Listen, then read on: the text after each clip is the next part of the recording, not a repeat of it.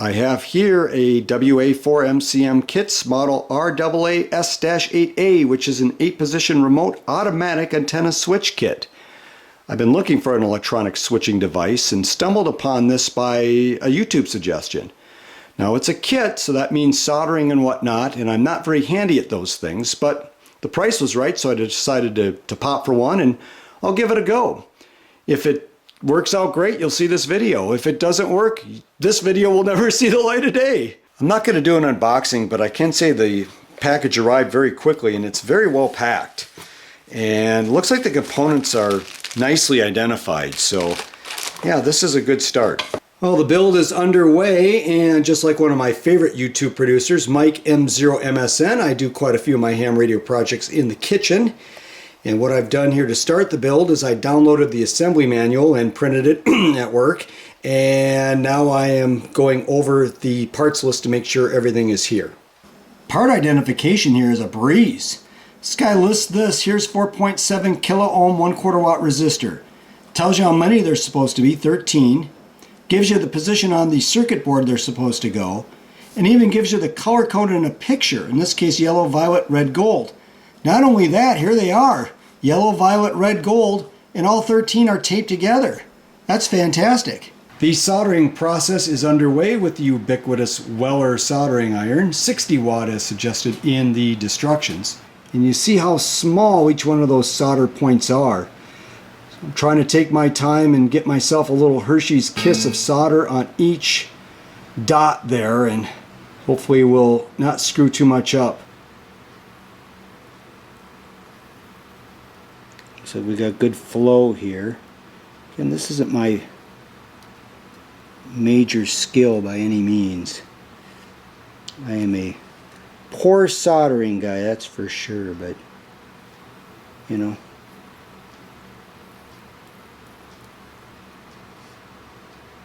Looks good though. The PIC microcontroller has been successfully soldered to the board, so I've cleared my first hurdle. The first sisters I can't resistas are installed. They look pretty good. This one does stick up a little bit, but no big deal. Well, the first night of building is complete. I got the 40-pin socket for the PIC controller installed, as well as 56 resistors. So doesn't look too bad, and we'll see what the next night of building can bring. It's day 2, and it's time to work on the capacitors. I like how the circuit board not only has the component number, which in this case is capacitor 6, it also has the value of the components for the resistors and the capacitors. That makes it a little bit easier to figure out what is what.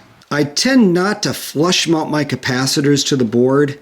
I just prefer to have a little bit more space in case I need to add more solder from the other side. Alright, I'm done with step 9. Gotta love number 9. Chase Elliott in the Napa Chevrolet, your 2020 champion. You knew I was going to sneak that in, didn't you? I am now through step 11, and all the capacitors are in. The diodes are on deck. All the small components with common values, such as these Zener diodes, are taped together, so getting them mixed up is almost impossible. And with a diode, I'm going to make sure that the striped side of the diode matches the striped side on the printed circuit board. See the black band there? I'm going to make sure those are all correct for each diode.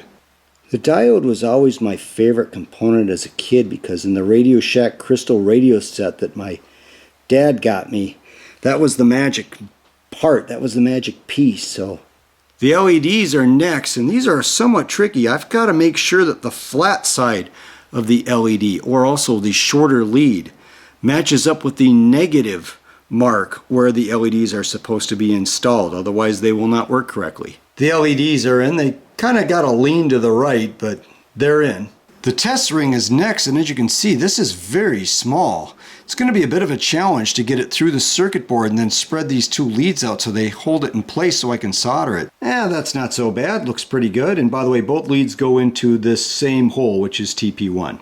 As long as I was in the neighborhood of the test ring, I decided to drop in the 20 kilo ohm trimmer resistor. Went in real nice too. The next step involves bipolar transistors. I'm going to have to be real careful around them. Well, now I know why they call these things bipolar. The leads are really close to each other, and the instructions said to use very little solder. And the first one is in, but my goodness gracious, those really are close to each other. Because of that, I broke up my ancient but still usable old Radio Shack solder here with 0.32 diameter. It's a little bit thinner than the Kester stuff I was using. Yeah, these are a little tricky. I got them in the right orientation, so we're all good, and I got 3 of them down. BBI got down! Well, it wasn't super easy, but all 7 of the transistors, or is it transaction, trans fat, trans-equatorial, transportation? Well, whatever they want to be called this week. Remember, these are bipolar. They're all in.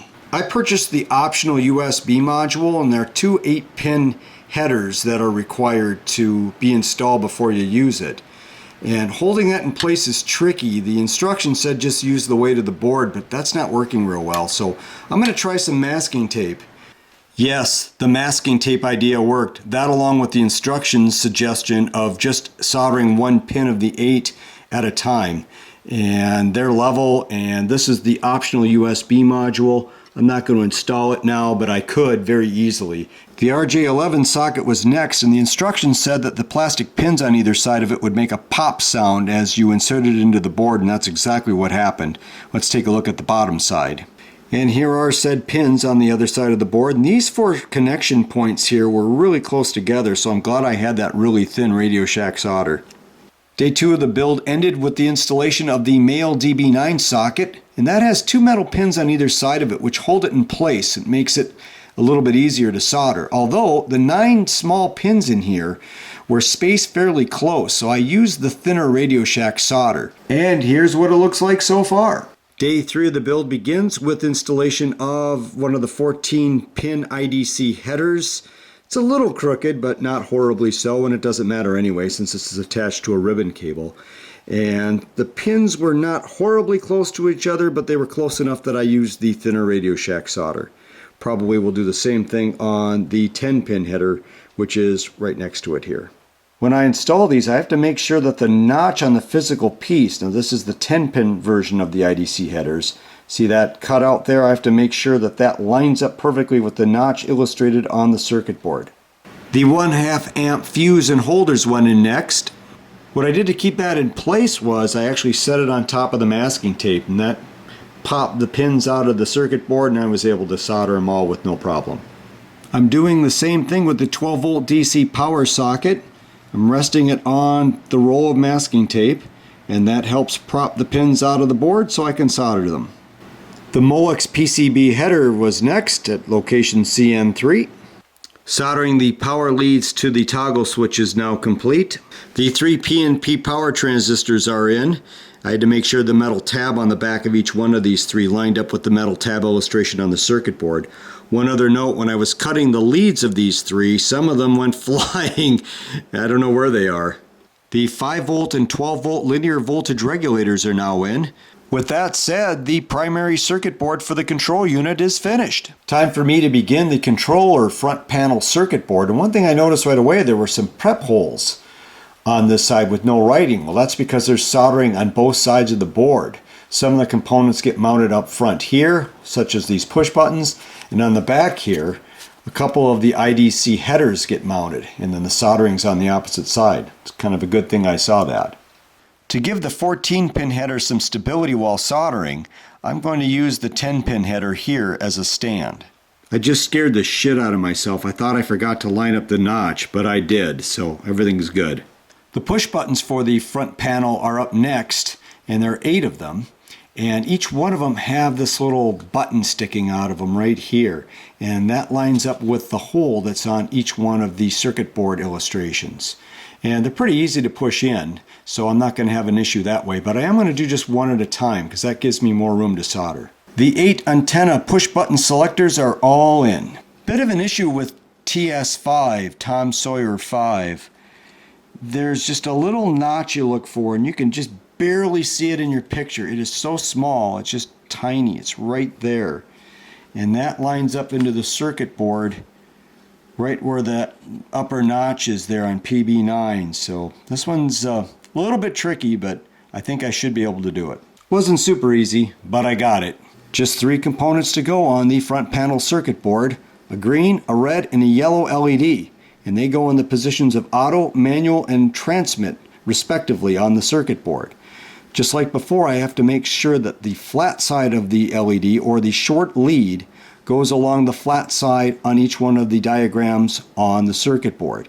And these also have to be 3/16 of an inch above the board because they're going to stick out of the front panel once everything's installed. All three LEDs are in and they're reasonably close to 3/16 of an inch high off the board, so should be in good shape there. With that said, the front panel circuit board is done.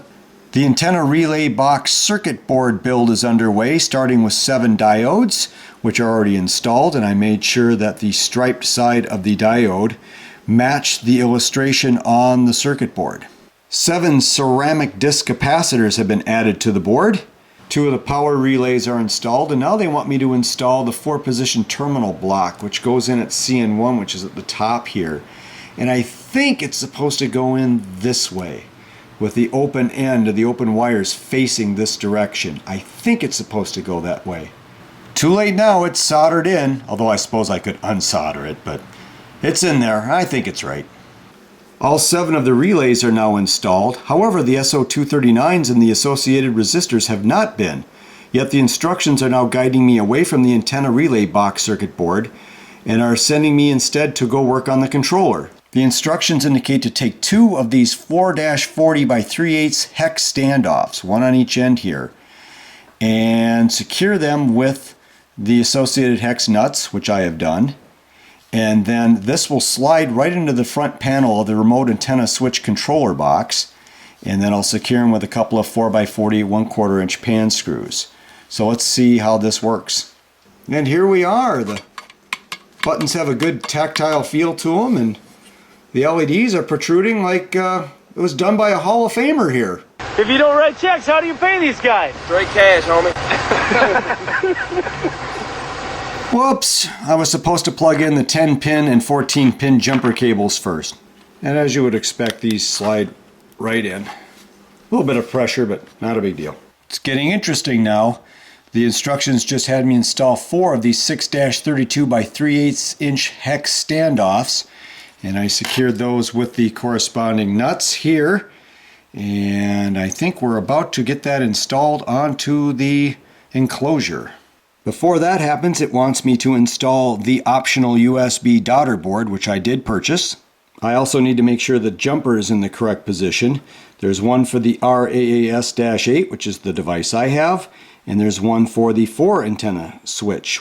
For this, I just want to line the pins up and press down. There, that's secure. That was easy. Now I can install the main circuit board to the enclosure. However, I need to pop out this little plastic piece here that's blocking the USB port. After lining up the circuit board inside the enclosure, just line up the holes here and then use these 6-32 1/4 inch pan screws at each one of the points here. I'm just going to put it in with my fingers here for now. Wow, did I build this? No way. However, there's still plenty of build left, and I still don't know if this is going to work. The first moment of ambiguity has taken place with the instruction manual, and it's in regards to the on-off toggle switch. It's very clear about having it in the up position or on position when you install it, but it doesn't indicate whether or not the lock washer should go on the outside or the inside. Based on the photos of the finished product from WA4MCM, I elected to put the lock washer on the outside. Then we'll take the on-off switch plug here and plug it into CN3.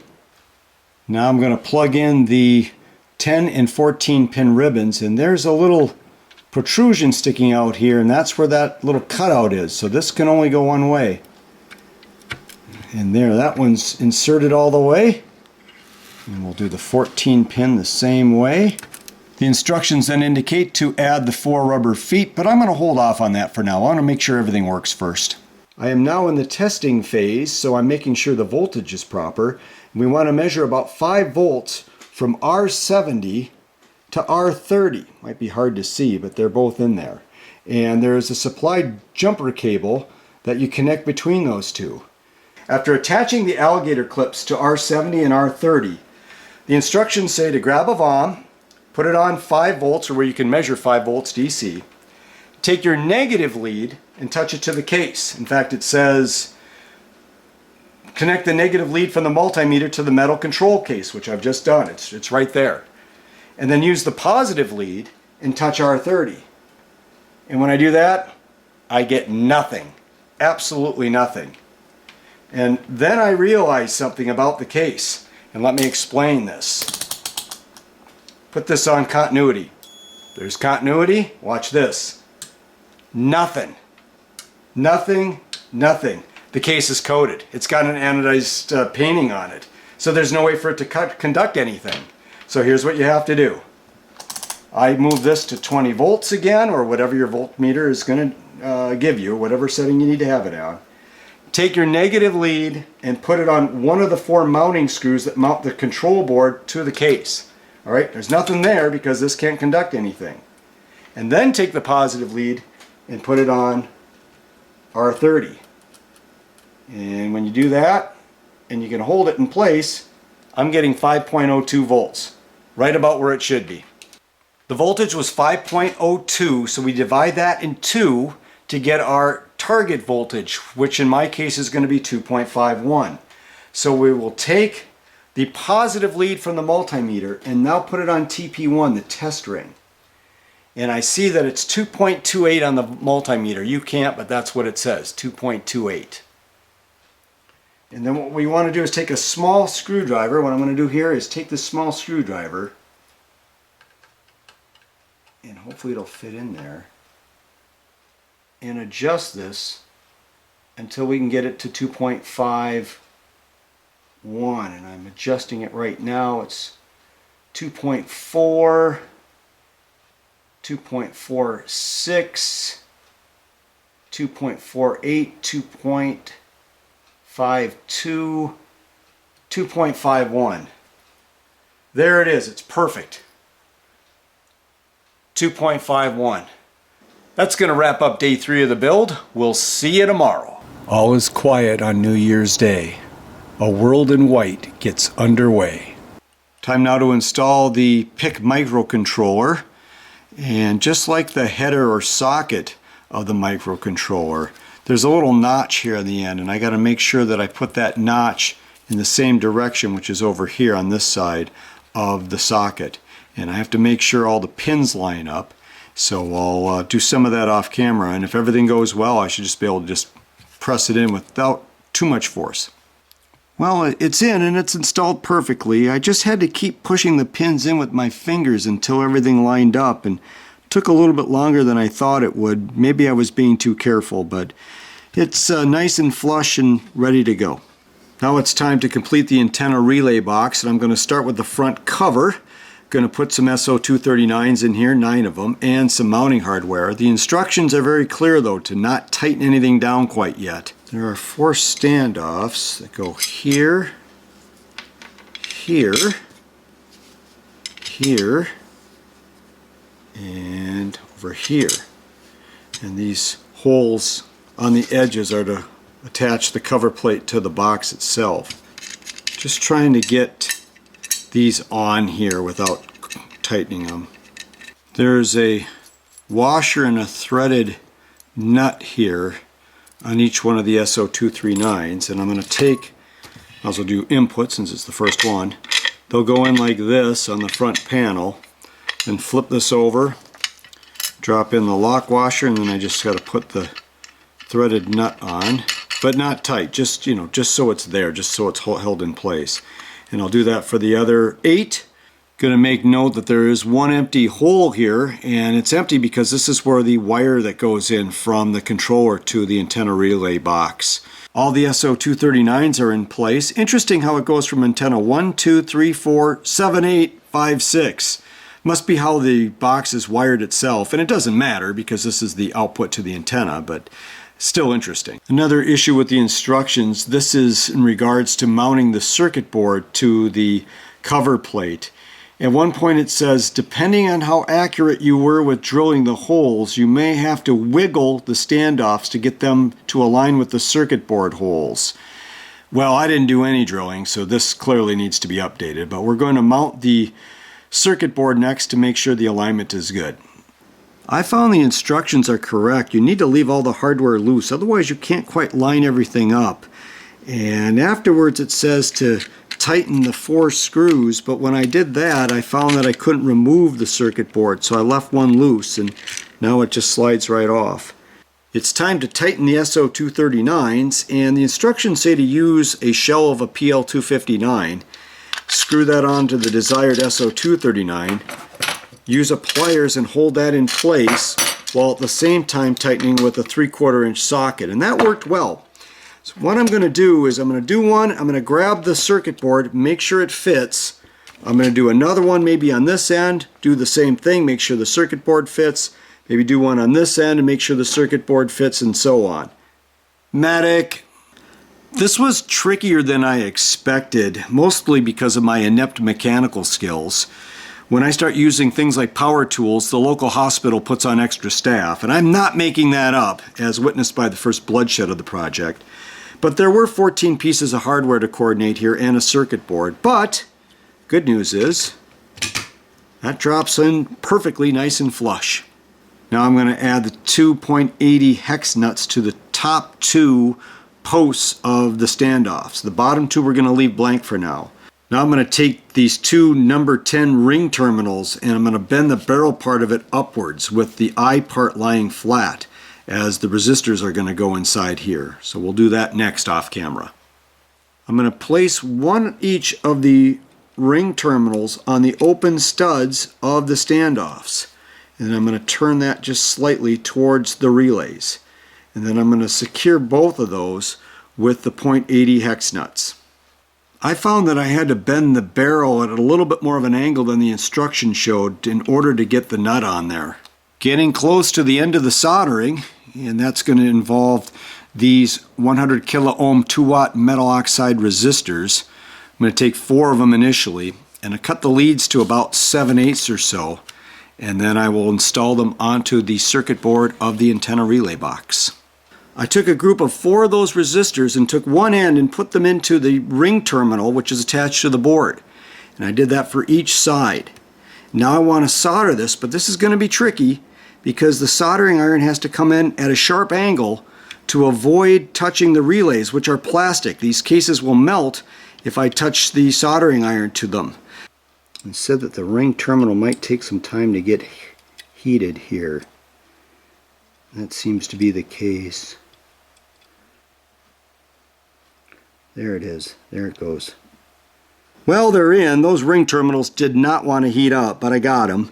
And so I've taken the opposite end of each one of the resistors and put it towards the corresponding antenna slot, or SO239 they're close to. And I will be soldering those to the board, as well as soldering the input SO239 right here. And this is hard because it's hard to get at it from this angle. And you got to get the solder in there. And you don't want to touch the relays. I ended up using the Fat Boy solder that BBI likes so much, and it seemed to flow a lot better than the Kester or the old Radio Shack stuff I had. But that said, all 9 inputs have been soldered and are complete. I want to discuss the confusion I had with the connecting cable that goes from the controller to the antenna relay box. Now it uses an RJ11, which was commonly used in the old landline telephone days. And this is a 6-position 4 connector cable. So there are actually 6 slots here. There's an empty slot on either side, and there's 4 pins in there. Thus 4 connectors, 6 position. And they're color coded, at least on the store-bought one, black, red, green, and yellow. Now it's important that it has to be this 6-position 4 connector cable. What looks very similar is something like this. This is 6-position 2 connector. You see there's only 2 connectors on here, but there's 6 positions. Another common one is a 4-position 4 connector cable. That also will not work. My RJ11 6P4C cable was readily available at a low price at a local hardware store, so all I have to do is trim it to length and expose the 4 leads. So I'm going to plug one end of the cable into the controller with black, red, green, yellow, right to left. The 4 exposed wires of the RJ11 cable go into a hole that's to the left of the input SO239. and we'll sneak those in there, and the insulation around it fits in there too. It's just large enough to fit that. If this was going to be an outdoor installation, I would seal this, but mine's an indoor installation, so all I have to do is hook the wires up inside.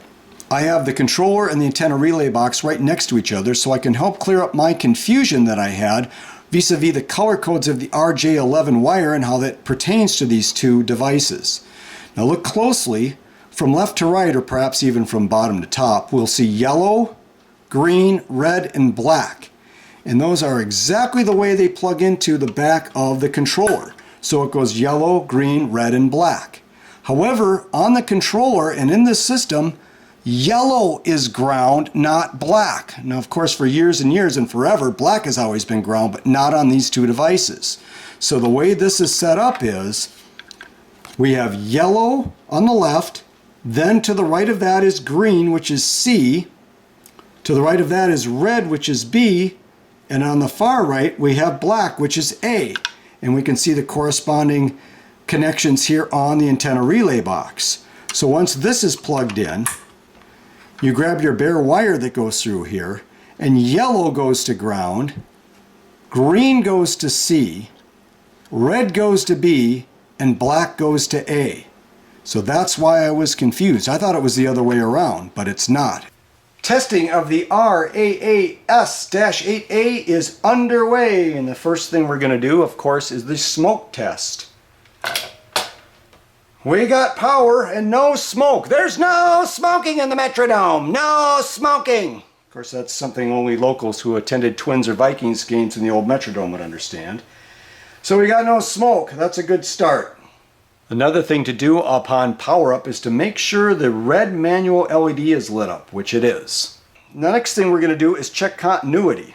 So we're going to take the leads of a multimeter, put it on continuity, take one and put it on the input SO239 right in the center, and now we're going to put it in the center of antenna 1, and we have continuity. Now we're going to check all the other antennas, make sure there is no continuity. And in this case, there is none. Now we're going to do the same thing on antenna 2. As soon as I pushed the button, I heard a relay click in the box, and then I noticed that one of the LEDs lit up. Now there's a pattern to these LEDs, and there's a chart that's in the instruction manual, and we'll make sure that all these are lining up the way they're supposed to. But this is a continuity check, so we're going to take the positive lead of the multimeter and put it in the input. Now we're going to check antenna 2, which is right here. And then we'll check all the other ones and make sure that the inside SO239 is not lighting up. And it's not, just antenna 2. That's exactly what it's supposed to be. And so we'll do that for antennas 3 through 8. Now I've already done that and everything's okay, but just as a point of information, let's pick antenna 6 here. I don't know if you can see it or not, but the bit 2 and bit 0 LEDs are lighting up, and there's a color code to that, and that's something that I'd already checked and everything was fine. So these are going to light up for each antenna. They're going to light up differently. In fact, antenna 8, all 3 are lit up, if you can see that at all. I don't plan on using the automatic mode of this device. I only want to use it in manual, and I have my own reasons for that. I do want to make sure that the auto works, and it is one of the test criteria. So we'll press and release the mode button. It switches from the red LED for manual mode to the green LED for auto, and then all the antenna switches start flashing. So that is working perfectly. The kit includes some additional parts to help you connect your radio to the RAAS-8a for auto mode, but since I'm not going to use it, I'm going to bypass showing you these parts, and there is some additional testing for auto mode that I'm also going to bypass. A quick note on the supplied wall wart, which is 12 volts, 1 amps. It does generate noise on both 80 and 160 meters. And if you're a low band DXer such as I am, you're going to want an alternative, which can be your shack's standard power supply, such as my Astron's. And this is per WA4MCM himself. Now, that said, on 20 meters and above, I did not detect any noise whatsoever with this wall wart, so it's not totally hurtful, but you're better off using your shack's power supply instead. Testing for the controller is done. My sister got me this t-shirt. Unfortunately, the FT8 t-shirts were out of stock. Time now for the SWR/load test of the RAAS-8a system. and I'm going to use an ICOM IC7600 here. Now it's down a bit on power. It runs about 70 watts. It was like that when I got it, but should work just fine. The output of the 7600 goes into the input here on the relay box, and then the relay box at antenna 1 sits an MFJ 264 dummy load. I don't currently have a street key hooked up to the 7600, so I'm just going to run RIDI since it's a full duty cycle mode. And we'll hit transmit over here, and we see about 70 or so watts out. SWR is nothing, so it's 1.0 to 1. The instructions said you're looking for 1.2 to 1 or less, and it certainly has passed this test. And I did that test on all 8 inputs, and every single one was 1.0 to 1 SWR. I'm noticing that when I hit transmit on the radio, that the yellow LED indicating transmit on the controller is not illuminating. But I believe that is because there is no connection between the controller and the radio. Besides, I don't need my antenna switch to tell me I'm transmitting. I know when I'm transmitting, so I don't care.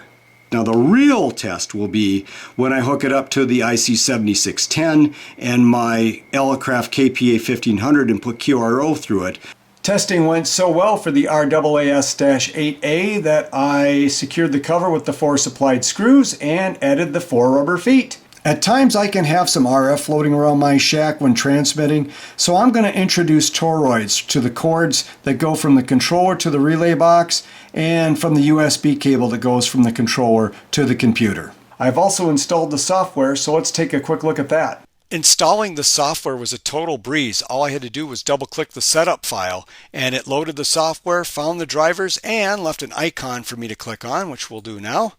And when it boots up, it gives you a physical representation of the controller itself. The only thing missing is the power switch, which, by the way, you can't turn the power off remotely here via the software. You have to do it at the physical controller itself. Now, when mine first popped up, it couldn't find the COM port. That's because my COM port is on COM 7. I think it popped up as COM 4, so I had to change that to COM 7, and I had to switch this from the RAAS-4a to the RAAS-8a, and then I labeled all the antennas I wish to use, and I hit save. I'm just going to hit cancel now, and this operates the same as the physical controller itself. Just click a button, and it changes the antenna. That's 4, there's 7. Might be a slight delay on the representation on the software from the physical unit itself. One issue I occasionally see in the software is a loss of connection between the controller and the computer via a USB cable, as shown in this screen capture here. This is likely due to RF as suggested by WA4MCM and others, so I've introduced ferrite to the USB cable system. If I do lose connection, the solution I came up with is to shut down the program. And of course what you see here is just the screen capture, not the program itself. And then access Device Manager. Go down to Ports, open that up, and find the COM port being used, which in this case is COM 7. Right click it and disable it. And I'll hit Yes. I'll hear Windows indicate that the COM port's being shut down. Then I'll go right back into it and click on Enable. I'll hear that Windows has engaged the COM board. I'll relaunch the software, and the connection is reestablished. Another solution is to turn the controller off then back on again, or to reboot your computer. But if you're not at your station and you're working remotely, neither of these solutions are viable. This is a rare look at a place that normally only my 2 feet see, and that's underneath my bench, as that is where I put my RAAS-8a relay box, and I have 7 of my antennas hooked up to it. The one that isn't is my 6-meter Moxon, because it's actually not up and running right now. And as you can see, I did a little toroid action here. I'm probably going to get some more cable and wrap that around a few more times to prevent stray RF from messing with things. And as you can see, here's one of my many coax switches. This Alpha Delta is a good switch, but this is going to be, I hope, a significant upgrade. And now it's time to get serious. I'm at 21,155 on the dial here on 15 meters, and we'll send my call sign in a...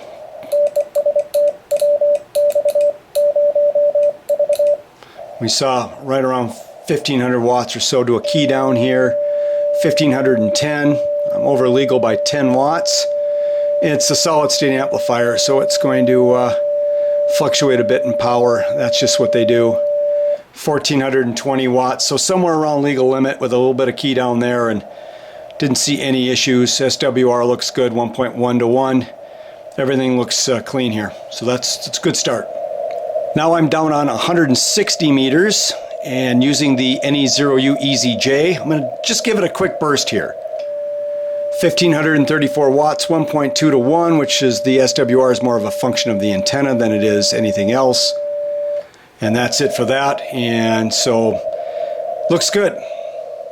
Now I'm on 40 meters using the DX Engineering MBVE-2, and we'll give it a quick burst here. 1548 watts, 1.1 to 1 SWR. It drops a little bit because it's a solid state amplifier. I can bump that up though. 1529 watts. Everything performing exactly the way it should.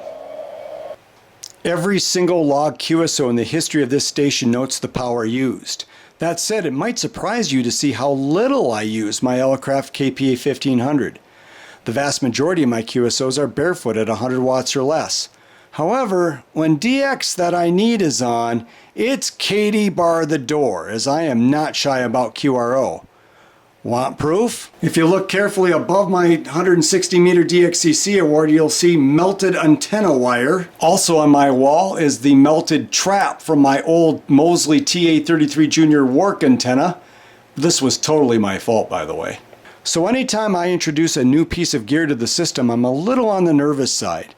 WA4MCM has assured me that rigorous high-power testing has been done on the antenna switch, and I'm not necessarily all that concerned about his design.